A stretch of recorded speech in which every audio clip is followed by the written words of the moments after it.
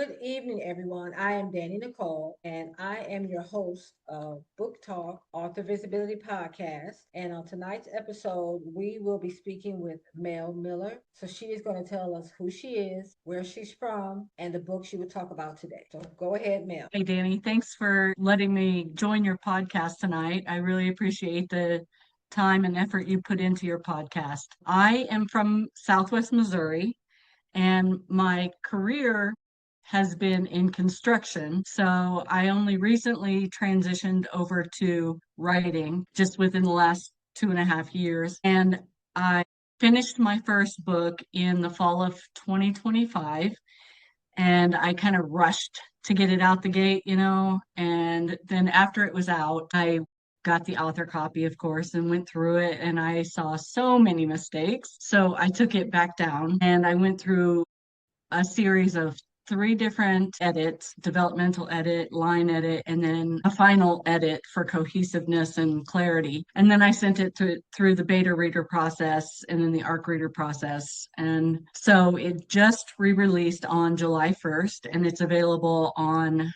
Smashwords, Amazon, Barnes and Noble, anywhere you can find an ebook. It's on all of the ebook platforms. It's also available on Audible and paperback and hardback through Amazon. So, All right, thank you for sharing that. And so give us the title of the book and a description or synopsis of the book. okay. So the first book that I wrote is the first book in a series called The Scales of Amat'ga, and it is an epic fantasy book that follows multiple points of view because it is an epic fantasy that affects the entire world. And so basically what has happened is that in this fantasy world that I came up with, this world went to war on a global scale thousands of years in the past. And as an outcome of that war, the people of the world decided to engage in a peace accord that universally ensured peace across the world. And so now we enter the world where peace has kind of become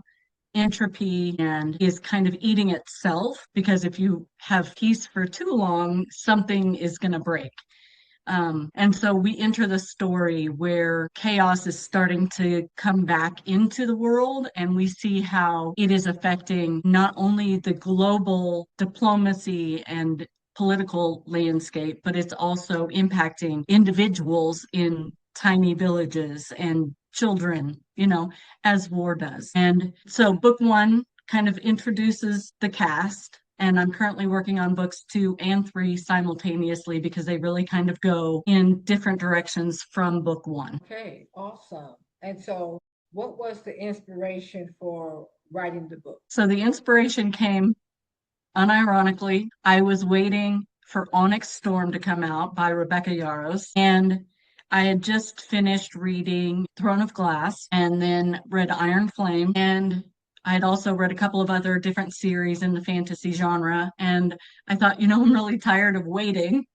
And so I said, well, why don't I just write my own? And so going from a career where I do construction cost estimating and site plans and stuff, it was kind of a leap of faith, but I really leaned into my construction background and built everything with a really strong foundation, from the world to the religion to the holidays to the political dynamics. So it came in handy. Okay, great. And so going into that, so what was the most exciting or challenging part of building this world?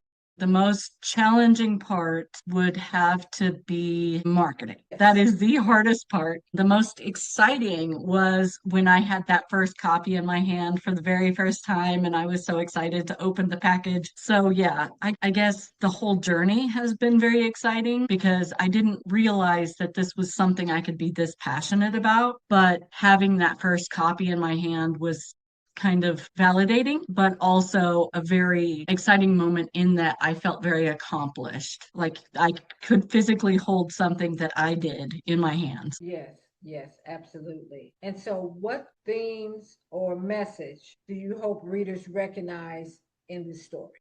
That's easy.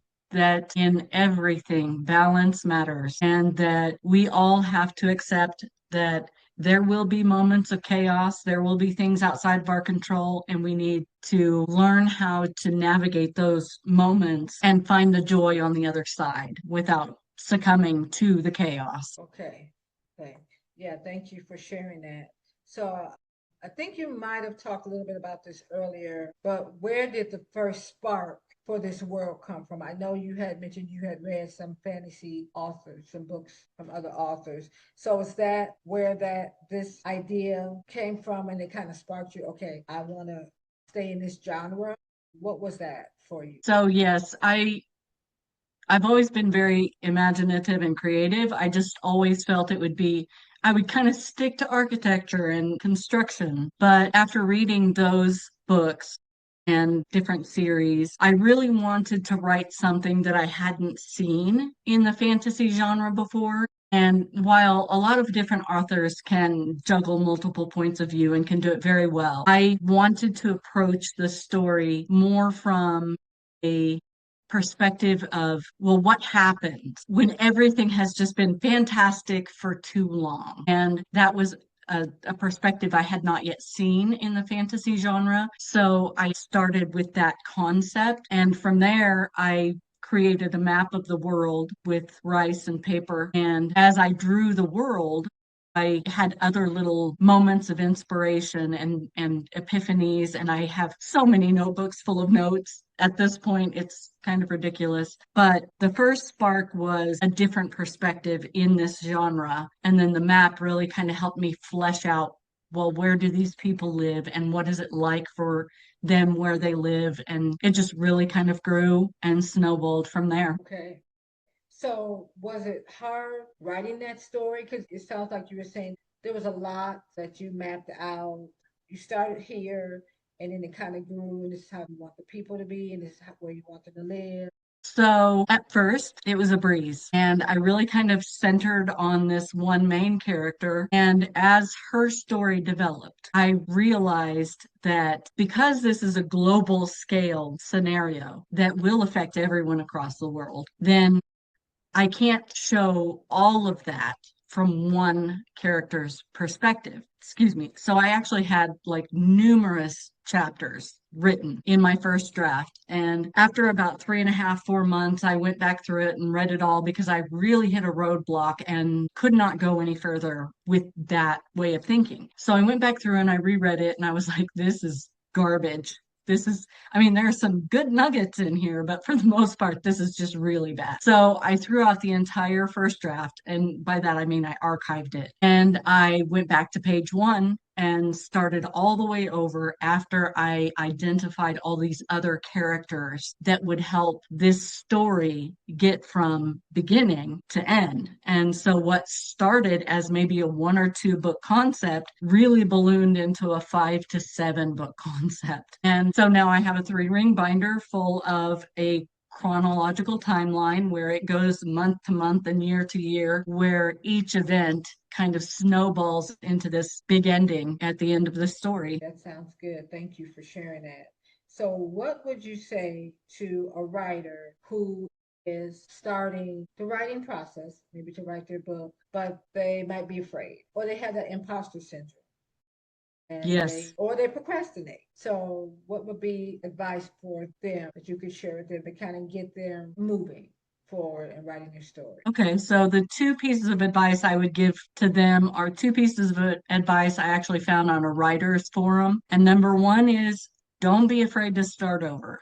Don't be afraid to look at your manuscript and recognize if this is boring me, I'm the writer. There's no way a reader is going to stick through this. So don't be afraid to throw it away. Don't be afraid to start over. And the other piece of advice I would give is to not be afraid of pen and paper. So my comfort zone is on my laptop in my office where I can just spin around and look at all of my visual cues. I've got my map on the back wall behind me that I can just turn around and look at all the time. But I still find moments when I'm writing, and I've progressed pretty far in the process now, but I will find moments where I still get stuck and I have to put pen to paper. And once I put pen to paper, the first sentence or 5 is crap. It's garbage and I don't use it anywhere ever. But then I keep going, and there's something about that tactile movement of pen to paper that really gets it flowing for me. So those are the two pieces of advice. And as far as imposter syndrome goes, it's all made up. We are who we are. And if we decide tomorrow that we don't want to be writers anymore and we want to be auto mechanics, then we can do that too, you know? That's true. That is so true. Thank you. That was some great advice. So, what's next on the author journey? I know you mentioned you have this first book, and now you have a second and a third kind of following that. Okay, okay, Yeah. great, great. And so, are will those stories follow be like a different story, or is going to follow the people? Someone out of the first book will kind of carry on to the next book and the next book. Is that how you're figuring that out? So, yes, as far as the sequels go, there are some twists and turns along the way, but for the most part, the first three books really kind of center on one antagonist. And I don't want to give too much away, but the first three books will follow their downfall. So they're kind of the stick in the pot that really gets the chaos moving again in the world. And so the first three books will follow one main antagonist, but they also follow different characters and how they interact with the main antagonist. So kind of both. Okay, okay, great. And so tell us where readers can, again, follow you, find your book, find you on social media. So you can find my book on Amazon, draft to digital. You can find it in my local library in Springfield, Missouri. You can also find it on any ebook platform, on Audible. And if you want to follow me, you can follow me on Instagram, Facebook, Twitter. I guess it's not Twitter anymore, Oh, but anyway, okay, whatever. TikTok and YouTube. okay, great, And great. my name is pretty much consistent across all my social media. It's just Mel Miller and 54 sometimes, but it's just Mel Miller. Okay, thank you. Thank you for sharing. And if you are listening to this podcast, please follow, like, share, and comment on this interview. I want to thank Mel for coming on the podcast and sharing her book with us on this evening. And if you're an author and you are ready to tell your story, share your book, please go to payhip.slash the variety shop and you can go ahead and book your interview with me. It's the Book Talk Author Visibility Podcast. And so, Mel, I have one last question here for you. So, finish this sentence. My story deserves to be told because. My story deserves to be told because it offers readers a world where everyone is welcome. Everyone is welcome to join the fight, and everyone is welcome to be exactly who they are. Thank you. I like that, Mel. Thank you. Thank you so much for sharing that with the listeners and sharing with me. And again, thank you for taking the time out to be on the podcast. We follow each other now on social media, so I'd be happy to support you any way I can. And I'm just excited. I can't wait for you to keep writing. It seems like you've got your niche, and you're just moving forward, and you're continuing your author journey. So congratulations to you for doing that. Thank you.